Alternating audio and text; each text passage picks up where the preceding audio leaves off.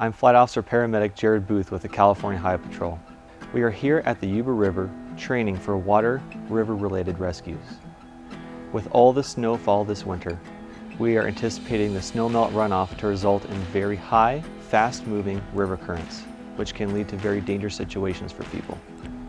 In our best attempt to prevent emergencies, the Nevada County Consolidated Fire District has teamed up with the California Highway Patrol Valley Division Air Operations in hopes of educating you on some of the hidden dangers in and around the rivers. Captain Nathan Mint of the Nevada County Consolidated Fire District will share some general safety tips to help keep you and others safe. Many of the emergency calls our agency responds to in the spring and summer are related to the local waterways, both rivers and streams. Our swiftwater rescue team is trained and equipped to aid those in need, and we believe educating you is the best tool for you to safely enjoy your time at the water. The waterways in our district and county are beautiful and enticing, to say the least.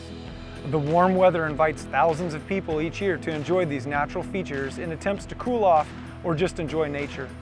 Unfortunately, time and time again, the power and the hidden dangers of the rivers and streams are overlooked, or they are just not known. As trained rescue personnel, we spend hours studying the movement of water and locating hazards that may exist in and along the waterway's banks during all sorts of flows. The water temperature, its speed, where the water is coming from, and where the water is going are all thoughts that we as rescuers consider and research before we enter the water. We encourage you to do the same. Just knowing some of the basics will allow you to make informed decisions on your recreating locations.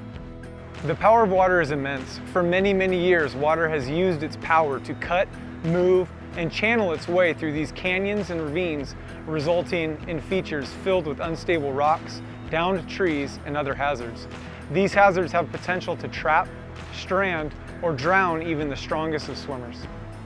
The surface of the water tends to hide some of the most dangerous and deadly features. River-rounded rocks have voids which act as wedge points, trapping the feet or foot of the victim. Foot entrapments accompanied by the water's current are a deadly combination. Even the gentlest flow can overpower a strong swimmer, soon to be victim. The best way one can avoid foot entrapments is by not entering the sections of the rivers or streams that you cannot see where you're placing your feet. Also, avoid jumping into the water where these voids exist. If you encounter a foot entrapment, stay calm and try to work through the problem by removing the entrapped foot the same way that it entered that void. Keeping a calm state of mind and communicating your situations to others around you is imperative. Other dangers of the waterways relate to the current. Currents in the rivers have been known to pull and push swimmers away from their swimming locations, forcing them downstream. Even if you are swimming next to the shore and don't plan on going into deep water, keep in mind currents can fluctuate and may be present where they weren't before. If you do become a victim of the current's power and are washed downstream, assume a seated position, keep your feet elevated out in front of your body near the water's surface, and travel downstream feet first.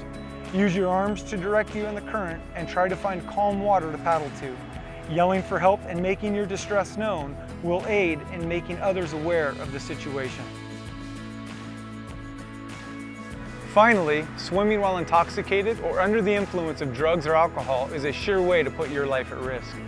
The choices you make while enjoying the water this season will be the determining factor in your safety and the safety of those around you. Remember, make smart choices, learn the dangers of the river, and respect the power of the currents and the waters and how they affect the human body. Remember, always go out with someone. Stay out of rapid-moving, turbulent waters. Don't swim while intoxicated. Have life jackets for children, and always monitor them when they're near water and roadways.